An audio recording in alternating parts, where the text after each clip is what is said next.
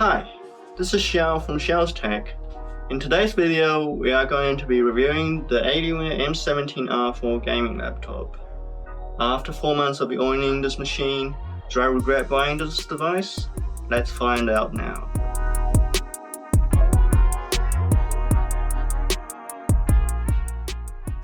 My model has the i7-10870H with 3080 16GB VRAM at TGP of 165 watts. For the RAM, we have 32GB DDR4 2933 MHz onboard RAM. For the SSD, we have the Gen 3 1TB Kioxa drive, which is rated up to 3000 read and 3000 writes. Screen is the 4K 60Hz at 25 millisecond response time with Tobii eye tracker support. And we have the Realtek audio and Realtek audio console and an 86 Wh battery. We have a killer Ethernet and killer Wi-Fi card with Wi-Fi 6 and Bluetooth 5.1 support. For the ports, we have a micro SD card reader on the right, two 3.2 Gen 1 Type A ports. On the left, we have a global headset jack, another 3.2 Gen 1 Type A port, the Ethernet port, and a Kensington lock. On the rear of this machine, we have HDMI 2.1, which supports 4K 120Hz, a mini display 1.4, a Thunderbolt 3 port, a graphics amplifier port. The graphics amplifier port is no longer available and has been discontinued. And lastly, we have the power jack. The M17 R4 is a fantastic device when it comes to gaming and enjoying content or doing creative tasks. It has fantastic build quality, great keyboard layout, and the overall user experience is also fantastic.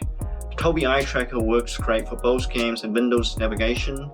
It also works well as a facial biometric login device. It even logged me in when I had my sunglasses on, which is quite impressive.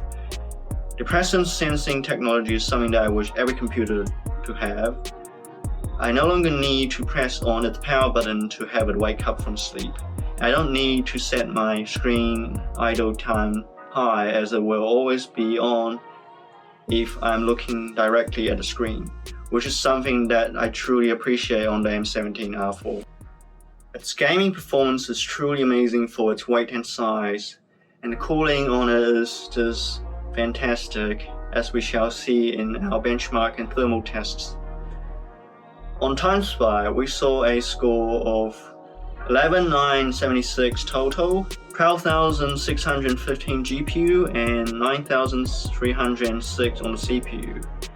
We have a Cinebench R23 score of 10,021 multi-core, 1,095 single-core, and for CSGO at 1080p high settings, I have an average FPS of 387 FPS.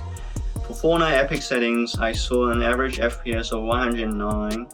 For Control with 1080p high settings, we have a score of 100. In Minecraft RTX, I saw a score of 94 FPS at 1080p with the render distance up to 24 chunks in a normal survival world.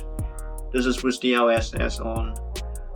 In Shadow of the Tomb Raider, I got a score of 136 FPS average in the highest settings preset, which is more than double the frame rate on my M17 R2 2 years ago.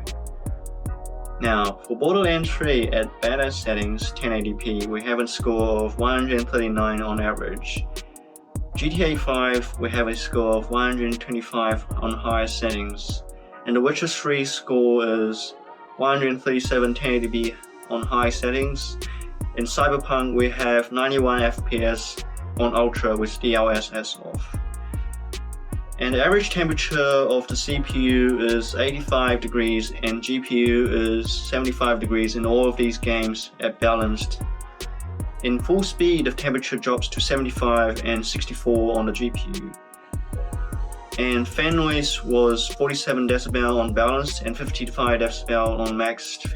Idle temperature was 50 on the CPU and 48 on the GPU, with the fan noise of 35 decibels, even off sometimes.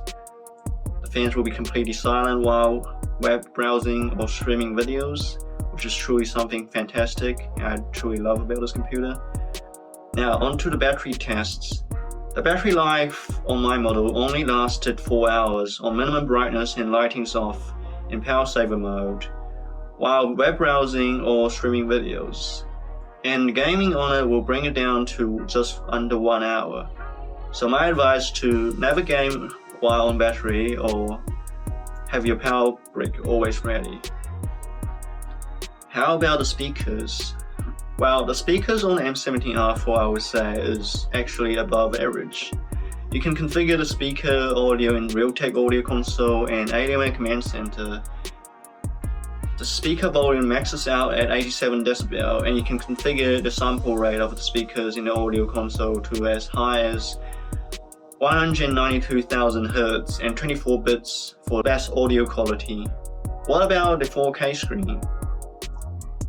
The 4K screen is bright and very vibrant. Though I do not have a device to test its color accuracy, the ghosting on this computer's monitor is above average, with grade to gray listed at 25 millisecond on the 4K panel. It's definitely something to keep in mind when gaming, as it's not the greatest display for gaming, but it's greatest display for content creation and design and artwork. The Tobii eye tracker included with this monitor is the cherry on top. Now, on to my conclusions. So, what is my overall take on this machine? Honestly, the M17 R4 is the sleekest and nicest looking machine out there. The performance of this machine is fantastic, the build quality is incredible. Almost everything on this machine screams premium, except for the minor details. The model I have had a slightly off the center webcam, and the rear lighting was just a little bit uneven. It looked to me a bit burnt out, but the overall of this machine has been great in regards to its build quality and design. It is truly one of the most powerful and amazing computers that I have owned, and even after 4 months of the use of this computer, it still runs smoothly and runs as if it's new. So these are my final thoughts. Thank you guys for watching. Subscribe to my channel if you will like to see future content like this. And leave a like so YouTube knows the amount of effort I have put to make this video. It actually took me 5 days to fully test and benchmark this computer, not to mention the hours it took to film and edit the video. Now, thank you guys for watching this video. Stay safe, and I'll see you guys next time.